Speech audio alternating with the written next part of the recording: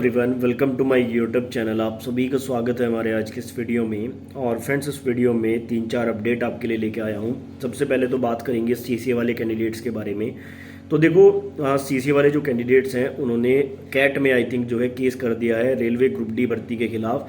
और केस का मुद्दा क्या है मैं आपको बताना चाहूँगा। जो स्टूडेंट ऐसे थे जिनका अप्रेंटिसशिप का जो सर्टिफिकेट है, मतलब वो नोटिफिकेशन की डेट के बाद का था, ठीक है, तो उनको यहाँ पर बेसिकली चांस नहीं मिला था ग्रुप डी में।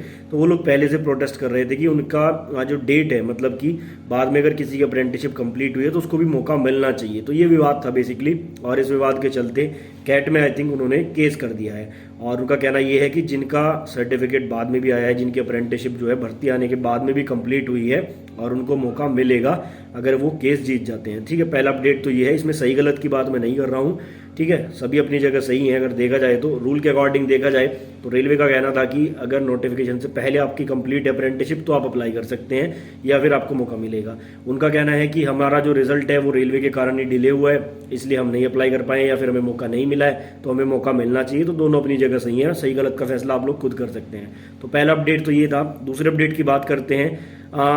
एक स्टूडेंट के साथ कुछ ऐसा हुआ है, मुझे मेल भी आया था और मुझे टेलीग्राम में भी किसी ने अपडेट कराया कि ब्लॉक लेटर में सिग्नेचर करने के कारण उनको रिजेक्ट कर दिया गया है। देखो, एक स्टूडेंट थे, उन्होंने आपका जो एग्जाम है वो भी क्लियर किया, पीईटी क्लियर किया, सारे डॉक्यूमेंट प्रॉपर थे, फिंगरप्रिंट भी मैच हो रहा था। लेकिन प्रॉब्लम क्या थी कि जो उनके सिग्नेचर थे वो ब्लॉक लेटर में थे।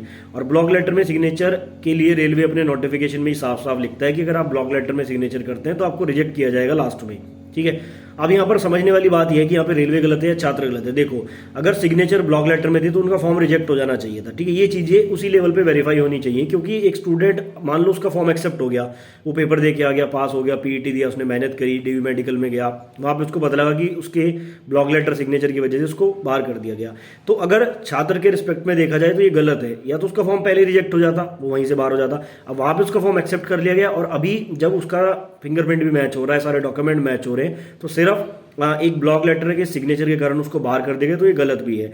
अब यहाँ पर उन्हें किसी ने सलाह दी कि आप कोर्ट में केस कर दो। देखो, कोर्ट में केस करने से तो इसमें फायदा नहीं होगा, क्योंकि नोटिफिकेशन में ये चीज क्लियरली लिखी हुई होती है कि अगर आप ब्लॉक लेटर में सिग्नेचर करेंगे तो आपका कैंडिडेचर रद्द कर दिया जाएगा। नोटिफिकेशन में लिखा हुआ है साफ साफ, तो केस करने से तो फायदा नहीं है। लेकिन आप ये कर सकते हैं कि आप एक अपॉलॉजी लेटर दे सकते हैं और एक एप्लीकेशन लिखें, उसमें अपॉलॉजी लेटर लेके आप लोग जा सकते हैं अपने आरआरसी, और वहां पे आप एक तरह से माफीनामा आप पेश कर सकते हैं कि बाय मिस्टेक आपने किया है, बाकी चीजें आपकी वेरीफाई हैं, फिंगरप्रिंट आप ही का है, जेन्युइन कैंडिडेट है। तो वो अपॉलॉजी लेटर शायद एक्सेप्ट हो जाए, शायद ना भी हो। ये एक ऑप्शन मैंने आपको बताया, इसमें court case is not a better option. तो आप लोग ऐसा कर सकते हैं जिनके साथ भी ये प्रॉब्लम आई है। और जिन लोगों के साथ ये प्रॉब्लम है, जिनका भी डीवी नहीं हुआ है, ब्लॉक लेटर में सिग्नेचर है या सिग्नेचर मिसमैच है, मतलब आपका एग्जाम में सिग्नेचर कुछ और थे, पीईटी में कुछ और थे, अगर ऐसा कोई प्रॉब्लम है तो पहले से एफिडेविट वगैरह ले जाना, अपॉलॉजी लेटर लिख के ले जाना और ट्राई करना कि वो वहाँ पे रिक्वेस्ट वे में आप उनसे बात करना, तो शायद कुछ हो जाए। ठीक है, अदरवाइज ये एक बहुत बड़ी प्रॉब्लम है सिग्नेचर की। सिग्नेचर मिसमैच का मतलब तो ये है कि आप जेन्युइन कैंडिडेट ही नहीं हो। वैसे तो इसका ऑल्टरनेट भी होता है फिंगरप्रिंट मैच करना, लेकिन फिर भी दिक्कत आती है।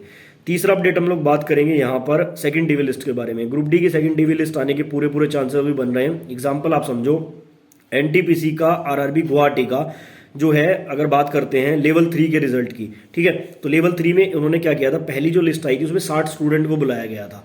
ठीक है, 60 में से 59 स्टूडेंट वहां पे गए और उनमें से 18 स्टूडेंट या तो रिजेक्ट हो गए या एब्सेंट हो गए। मतलब अगर हम इसको निकालें 60 का 18, तो लगभग 30% स्टूडेंट डीवी के बाद बाहर हुए हैं या डीवी में एब्सेंट हुए हैं। टोटल देखा जाए तो सिर्फ एनटीपीसी की मैं लेवल 3 की बात कर रहा हूं, अगर यहाँ पे 30% स्टूडेंट जो है बाद में बाहर हो रहे हैं, रिजेक्ट हो रहे हैं किसी कारण से, तो ग्रुप डी की हालत आप समझ सकते हो, क्योंकि ग्रुप डी में ऑलमोस्ट सारे एनटीपीसी वाले स्टूडेंट थे। ठीक है ना, क्योंकि जितने स्टूडेंट ने भी एनटीपीसी दिया उन सभी ने ग्रुप डी भी बिल्कुल दिया होगा। तो यहाँ पे चांसेस बनते हैं ग्रुप डी वालों के सेकंड डीवी लिस्ट के, क्योंकि अगर एनटीपीसी में ही 30% स्टूडेंट की सीट्स बच रही हैं तो ग्रुप डी में चांस और भी ज्यादा है। क्यों ज्यादा है? क्योंकि एनटीपीसी वाले वहां से बाहर हो जाएंगे। ठीक है, तो सेकंड डीवी के लिए जिनके पॉइंट्स में मार्क्स हैं, अपने डॉक्यूमेंट तैयार रखो।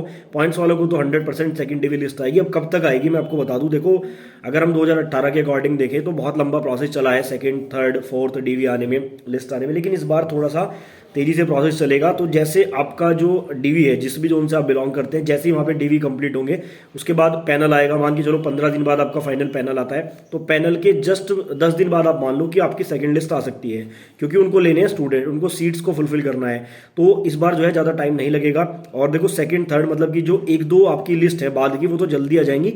और उसके बाद अगर कोई छोड़ के जाता है, जैसा कि मैंने एक वीडियो में आपको बताया भी था कि एक एक साल तक भी ये प्रोसेस चल जाता है। बाद में अगर कोई जॉब छोड़ के जाता है किसी कारण से, सीट्स वैकेंट होती हैं, उसमें आपका रिप्लेसमेंट पैनल आता है या डाइवर्जन पैनल आता है, तो उसमें आपका एक एक साल भी लग जाता है, वो एक अलग मुद्दा है। ठीक है, तो ये कुछ अपडेट्स थे रेलवे ग्रुप डी वाले एस्पायरेंट के लिए। बाकी आपकी कोई क्वेरी कोई सवाल है तो आप कमेंट बॉक्स में पूछ सकते हैं।